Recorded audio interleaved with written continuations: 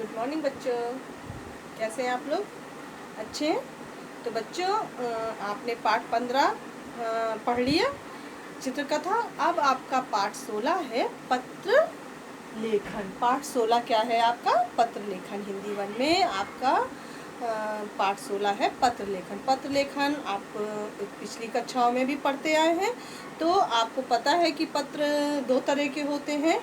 एक होता है अनौपचारिक और एक होता है औपचारिक। ठीक है, तो बच्चों ध्यान से देखिए, हम बुक को रीड कर रहे हैं और उसके अनुसार आपको समझाते हैं कि पत्र क्या होते हैं। ठीक है, तो बच्चों देखिए, अपनी पुस्तक खोलिए, पत्र लेखन पाठ 16 ओपन कीजिए और ध्यान से देखिए।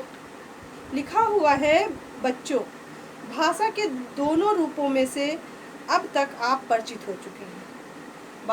जो है भाषा के 2 रूप होते हैं, आप उन्हें जानते हैं, एक लिखित भाषा और एक मौखिक भाषा। कुछ बातें हम लिखकर बताते हैं और कुछ हम बोलकर। तो जब हम लिखकर बताते हैं तो लिखित भाषा हो जाती है और जब हम बोलकर बताते हैं तो क्या होती है? मौखिक भाषा। तो यहाँ पे आपको देखिए कि आपको पता है कि 2 तरह की भाषाएं होती हैं। क्या आप जानते हैं कि भाषा के लिखित रूपों में से सबसे अधिक लोकप्रिय साधन पत्र लेखन है? कि लिखित भाषा के लिए सबसे ज़्यादा प्रचलित या लोकप्रिय क्या है? पत्र लेखन। ये बहुत पुराने समय से इसका प्रयोग होता आया है। अब तो समय बदल गया है कि पत्र लेखन लोग नहीं करते हैं।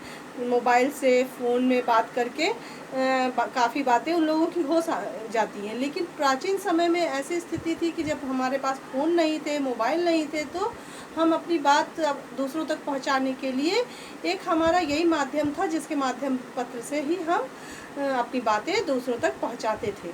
तो बच्चों देखिए, हम प्रायः अपने मित्रों, संबंधियों आदि को अनेक पत्र लिखते हैं। हम जो है अपने सगे संबंधियों को या मित्रों को कई बार अनेक प्रकार के विषय होते हैं जो कि हमें उन तक बात पहुंचानी होती है, तो हम उन्हें क्या करते हैं? पत्र में लिख देते हैं और पत्र डाकघर में डाल देते हैं। डाकघर से उसे उचित स्थान पर पहुंचा दिया जाता है, उसमें लिखे हुए पते के अनुसार। ठीक है, तो अभी हाल चाल पूछने के लिए तो कभी हाल चाल पूछने के लिए, तो कभी धन्यवाद या बधाई देने के लिए, कभी हम ऐसे ही पत्र लिख देते हैं हाल चाल पूछने के लिए कि आप लोग कैसे हो। कभी किसी का जन्मदिन है, किसी की शादी की सालगिरह है या कुछ और अवसर है जो कि हम उन्हें बधाई देना चाहते हैं, इसलिए भी हम पत्र के द्वारा उनको बधाई भेजते हैं। और कभी सामान मंगवाने के लिए अथवा कभी किसी बात की शिकायत करने के लिए, कभी कोई सामान हमें चाहिए, इसके लिए भी हम पत्र लिखकर अपनी बात बताते हैं। कभी जो है क्या है, हमारा कोई सामान खो गया, कुछ हो गया, तो हम पुलिस ऑफिस में जाके पुलिस थाने में अपनी रिपोर्ट दर्ज कराते हैं ना, तो उस रिपोर्ट दर्ज कराने के लिए, शिकायत दर्ज कराने के लिए भी हमें एक पत्र लिख के देना पड़ता है। ठीक है, तो कभी हम इन सब चीज़ों के लिए प्रयोग करते हैं। इस प्रकार अनेक विषयों पर पत्र लिखे जाते हैं। इस प्रकार हमारे अनेक विषय हैं, अनेक चीज़ें हैं जिनके लिए हमें पत्र लिखने की आवश्यकता पड़ती है। छोटी मोटी बात तो टेलीफोन पर भी की जा सकती है। छोटी मोटी बातें होती हैं तो हम फ़ोन से बता देते हैं, लेकिन अगर हमें कोई बात विस्तार से लिखना है और उन्हें अच्छे से समझाना है, तो हम अगर क्या करें, अगर पत्र लिखकर उन्हें भेजें तो वो एक उनके पास साक्षात रहेगा। अब कभी सुना, आधी बातें सुनी, आधी नहीं सुनी, आधी भूल गए। कभी कभी बात करते करते हम सब बातें सुनते हैं, लेकिन उसके बाद हमें महसूस होता है कि उन्होंने क्या बताया था, हम भूल जाते हैं। तो पत्र में ये भी समस्या नहीं होती है। अगर पत्र हमने किसी को भेजा है सारी बातें लिखकर और उसने एक बार पढ़ा और उसे लगा कि क्या लिखा था मैं भूल गया और क्या क्या लिखा था, तो उसे दोबारा पढ़ के फिर से समझ सकते हैं। तो ये एक बहुत ही अच्छा, उपयोगी और अच्छा साधन है। तो परंतु अपने मन की बात को विस्तार पूर्वक बताने के लिए पत्रों के महत्व को नहीं नकारा जा सकता है कि अपने मन की बात को विस्तार से बताने के लिए हम पत्रों को नकार नहीं सकते, पत्रों को हम छोड़ नहीं सकते हैं क्योंकि पत्र हमारी मौखिक कही गई बातों से बहुत ही ज़्यादा प्रभावशाली होता है। उसे हम जब चाहें फिर से दोबारा से पढ़ के समझ सकते हैं और फिर से याद कर सकते हैं कि उन्होंने क्या कहा था। पत्रों के अनेक विषय होते हैं, परंतु मूल रूप से पत्रों को निम्नलिखित दो भागों में बांटा गया है। तो पत्र अनेक प्रकार के होते हैं, लेकिन उनको मूल रूप से दो भागों में बांट दिया गया है कि दो तरह के होते हैं। एक होता है अनौपचारिक पत्र और दूसरा होता है औपचारिक पत्र। पत्र चाहे किसी भी प्रकार का क्यों ना हो, उसके लिखने के लिए नियमों का पालन करना आवश्यक होता है। हम जब पत्र लिखते हैं तो हम पत्र अपने सगे संबंधियों को लिख रहे हैं या किसी अधिकारी को कोई शिकायत दर्ज करने के लिए प्रार्थना पत्र है कि हम कैसा पत्र लिख रहे हैं, तो उसकी जो औपचारिकता होती है, जो प्रारूप होता है, उसको ध्यान में रखकर ही लिखना चाहिए, नहीं वो हमारा पत्र गलत माना जाता है। तो देखिए, नंबर 1 है अनौपचारिक पत्र। अब ये देखिए लिखा है अनौपचारिक पत्र क्या होते हैं, किनको लिखे जाते हैं। माता पिता, चाचा चाची, भाई बहन, मित्र तथा अन्य संबंधियों को लिखे जाने वाले पत्र स्नेह से परिपूर्ण होते हैं, उन्हें अनौपचारिक पत्र कहते हैं। जब हम किसी अपने सगे संबंधी मित्र को प्रेम पूर्वक पत्र लिखते हैं, उसमें कोई फॉर्मेलिटी औपचारिकता नहीं होती है, तो उसे हम क्या कहते हैं, अनौपचारिक पत्र। हम कोई भी फॉर्मेलिटी मतलब औपचारिकता नहीं करते हैं कि हम सिर्फ उनको औपचारिक रूप से बात बता दिए, बात ख़त्म, ऐसा नहीं। हमारे उस पत्र में प्रेम, लगाव सब कुछ होता है। अपनी आत्मिकता को हम लिखते हैं कि हमारे मन में क्या चल रहा है, उनके प्रति हमारी भावनाएं क्या है, ये सारी चीज़ें हम लिखते हैं अनौपचारिक पत्रों में। तो अब देखिए नंबर 2 है औपचारिक पत्र। अब औपचारिक पत्र क्या क्या कौन कौन से होते हैं। कभी कभी हम ऐसे लोगों को पत्र लिखते हैं जिन्हें हम नहीं जानते, जिन्हें हम जानते नहीं हैं, और यदि जानते भी हैं तो उनके साथ हमारा कोई व्यक्तिगत संबंध नहीं होता। जैसे हमारे रिलेशन में मतलब माता पिता, भाई बहन, चाचा चाची, मौसी, नानी, दादी, जो भी हमारे वो हमारे सगे संबंधी, उनसे हमारा ये रिश्ता है। लेकिन जब हम औपचारिक पत्र लिखते हैं तो उनसे हमारा कोई संबंध नहीं होता है। उनको जब हम लिखते हैं तो औपचारिक पत्र कहलाते हैं। जैसे देखिए, उनके साथ हमारा कोई संबंध नहीं होता। जैसे पुस्तक विक्रेता, किसी पुस्तक विक्रेता से कोई हमारा सगा संबंध नहीं है, लेकिन उससे ये संबंध है कि हमें उससे पुस्तकें चाहिए। उसे हम इतना जानते हैं कि वो एक पुस्तक विक्रेता है और उससे हम अपनी ये ज़रूरत की पुस्तकें मंगवा सकते हैं। तो हम उसको एक पत्र के माध्यम से लिख देते हैं कि हमें ये पुस्तकें चाहिए, तो वो पुस्तक विक्रेता हमारे पते पर उन पुस्तकों को भेज देता है और हम उसका पेमेंट कर देते हैं। तो और कैसे होते हैं संपादक। जब अगर कोई रचना हम लिखते हैं, अपनी रचना हमें छपवानी है किसी पुस्तक में या न्यूज़पेपर में, तो हम उसको भी अपनी रचना लिख के भेज देते हैं और बोलते हैं कि ये हमारी लिखी हुई रचना है, कृपया आप मेरी इस रचना को अपने पत्रिका में, अपने पत्र में या समाचार पत्र में छापने का कष्ट करें। इस तरह के पत्र हम लिखते हैं। सरकारी अधिकारियों, बहुत सारे सरकारी ऑफिस होते हैं जहाँ पे हमारे कोई काम होते हैं, जिनको हम जाके सीधे डायरेक्ट उनसे मिलके ये नहीं कह सकते कि सर हमारा ये काम है, आप हमारा ये काम कर दीजिए। ऐसा नहीं होता। वहाँ पे आपको एक पत्र लिख के देना होता है, प्रार्थना पत्र, जो उस अधिकारी के पास जाता है। फिर अधिकारी उसको पढ़ता है और समझता है कि आपकी क्या समस्या है और उस समस्या का निराकरण करता है। तो और प्रधानाचार्य को, आप एक विद्यालय में अगर पढ़ते हैं तो आपको कहीं जाना है, आपको छुट्टी चाहिए या आपकी कुछ और समस्या है जिसे आप प्रधानाचार्य को बताना चाहते हैं, तो उसके लिए आपको प्रधानाचार्य को पत्र लिखना पड़ता है, यानी कि एप्लीकेशन पत्र लिखते हैं ना, लेटर। तो प्रार्थना पत्र आप प्रधानाचार्य के नाम लिखेंगे और वो प्रधानाचार्य को मिल जाएगा। वो आपकी समस्या को समझेंगे और आपकी समस्या का निराकरण करेंगे। तो ये सारे हमारे औपचारिक पत्र हैं जिनको हम जानते तो हैं लेकिन उनसे हमारा कोई सगा संबंध नहीं होता है और हम अपनी समस्याओं को बताने के लिए उनको पत्र लिखते हैं। इस प्रकार के पत्रों को औपचारिक पत्र कहते हैं, जो हम किसी सरकारी अधिकारी को, प्रधानाचार्य को और पुस्तक विक्रेता को, संपादक को, इस टाइप के जो भी पत्र हम लिखते हैं वो औपचारिक पत्र कहलाते हैं। ठीक है, अब देखिए ध्यान से कि कुछ जो है पत्र लिखने के नियम होते हैं, उन नियमों को हमें पालन करना चाहिए। तो देखिए, जैसे प्रभावशाली पत्र लिखना सरल नहीं है। पत्र लिख देना, हमने अपनी बात 2 लाइन में लिख के ख़त्म कर दी, उससे उसको बात तो समझ में आ जाएगी लेकिन वो हमारा परिपूर्ण पत्र नहीं होगा। हमारे पत्र लिखने के कुछ नियम होते हैं, उन नियमों को ध्यान में रख के ही हमें अपना पत्र लिखना चाहिए कि वो औपचारिक है कि अनौपचारिक है।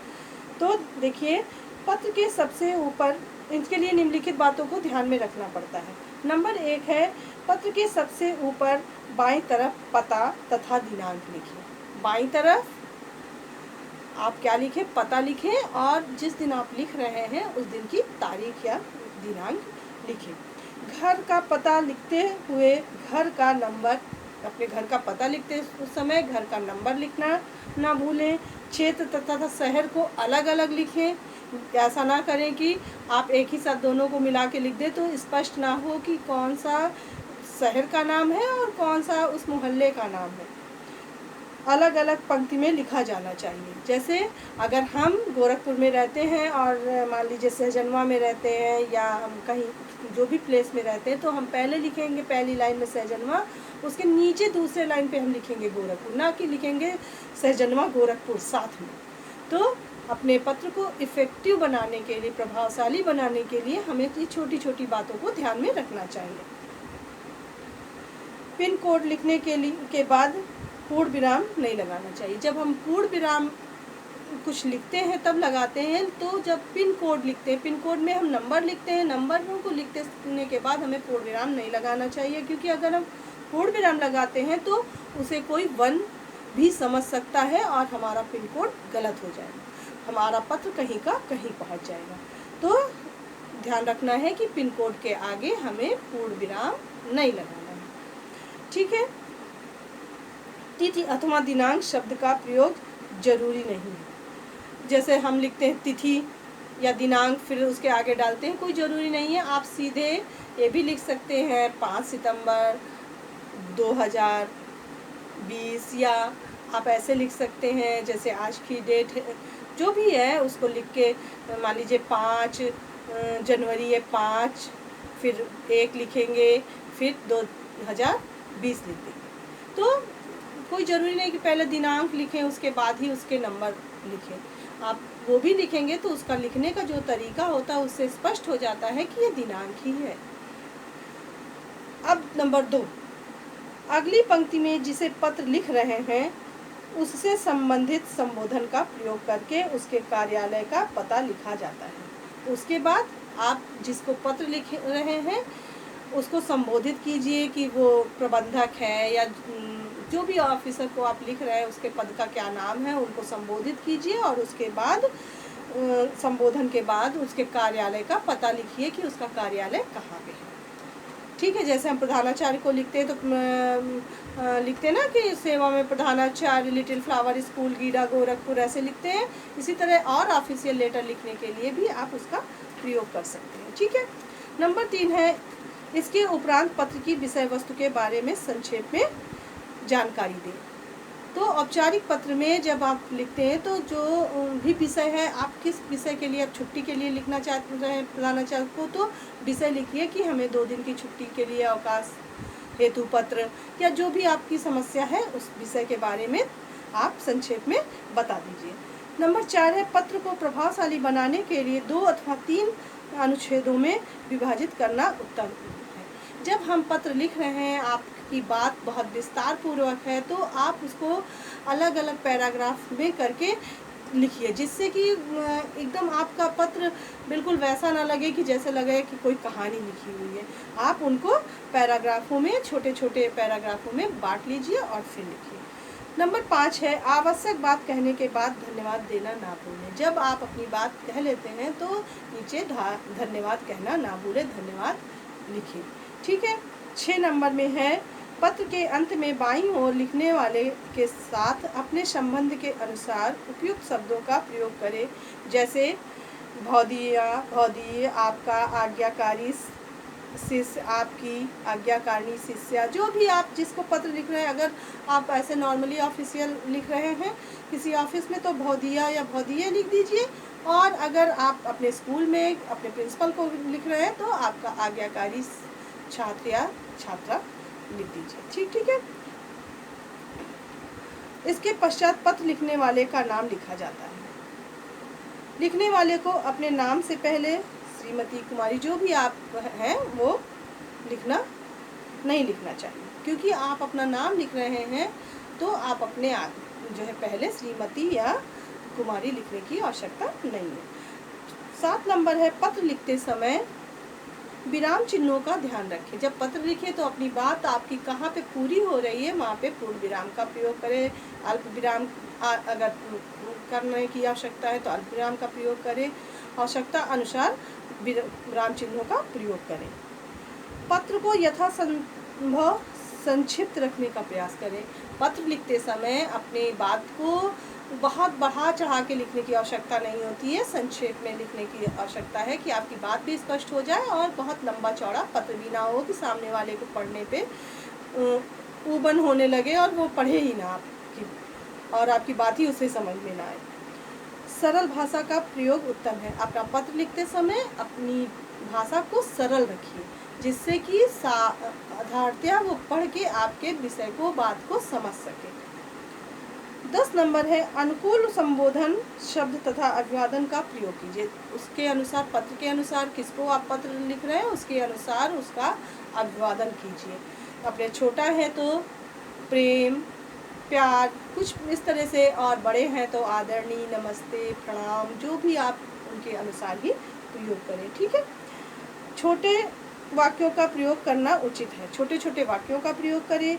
कक्षा में पत्र लिखते समय छात्र अपने पते के स्थान पर परीक्षा भवन तथा अपने नाम के स्थान पर सदैव का, खा, गा या आबासा लिखें। आप जब एग्ज़ाम में, परीक्षा में पत्र लिखते हैं तो हमेशा ध्यान रखिए कि आपको अपना नाम नहीं लिखना है और अपने पते की जगह आपका पता नहीं लिखना है। आपको सिर्फ और सिर्फ परीक्षा भवन लिख देना है और अपने नाम की जगह का, खा, गा लिख देना है। तो बच्चों, आप एक बार और इसको पढ़िए और समझिए। ठीक है। और बच्चों, ये जो पॉइंट दिए हुए हैं, औपचारिक और अनौपचारिक की परिभाषा लिखिए, और इन 10 पॉइंट दिए हुए हैं, नहीं 12 पॉइंट दिए हुए हैं, 12 पॉइंटों को आप अपनी कॉपी पे लिखें। तो बच्चों, आज के लिए इतना ही। नेक्स्ट डे हम कुछ और पढ़ाते हैं। तब तक के लिए थैंक यू बच्चों।